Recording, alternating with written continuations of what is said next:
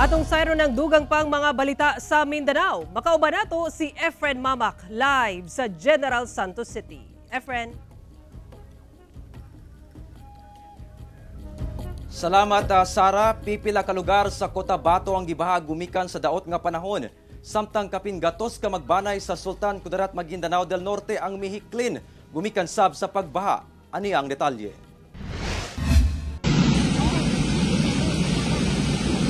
Natanggong kining pipila ka mga sakyanan og mga residente sa Purok 4 Barangay Batasan sa Makilala, Cotabato. Human milapaw sa spillway ang tubig baha sa suba gumikan sa kusog nga ulan Lunes sa gabii. Migamit na lang og PC ang ubang residente aron makaagi sa maong dalan.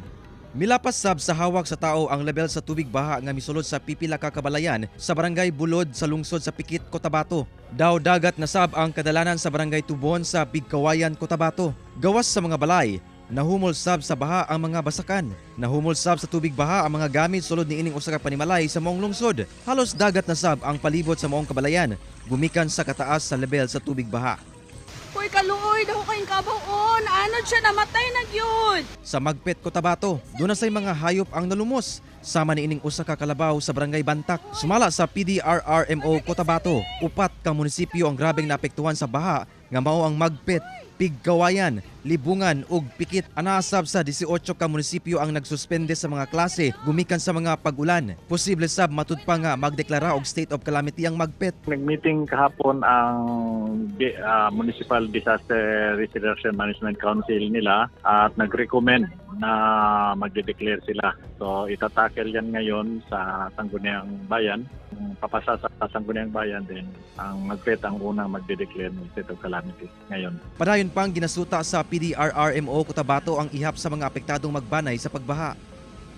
Sa Sultan Kudarat Maguindanao del Norte, ana sa 150 ka magbanay ang mihiklin human gibaha ang duha ka barangay sa lungsod. Nakapreposition ba naman ang Sultan Kudarat in case na masishort sila? Dito naman po ang Provincial Government of Maguindanao del Norte na anytime ready naman mag-augment po ng food packs or non-food items. Sumala sa PDRRMO, apektado sa pagbaha ang anaa sa 12 ka lungsod sa Maguindanao del Norte nga nagdeklara na og suspension sa klase. Kini mao ang Barira, Buldon, Mother Kabuntalan, Datuodin Sinsuwat, Kabuntalan, Matanog, Northern Kabuntalan, Parang, Upi, Sultan Kudarat, Sultan Mastura ug Talitay. Matud sa Office of the Civil Defense Region 12, ang nasinating pag-ulan sa Region 12 ug Maguindanao del Norte epekto sa trough sa bagyong Christine. It's a trough of tropical depression. Christine, yung nararanasan po natin here in Region 12 na maging alerto at maging handa po tayo.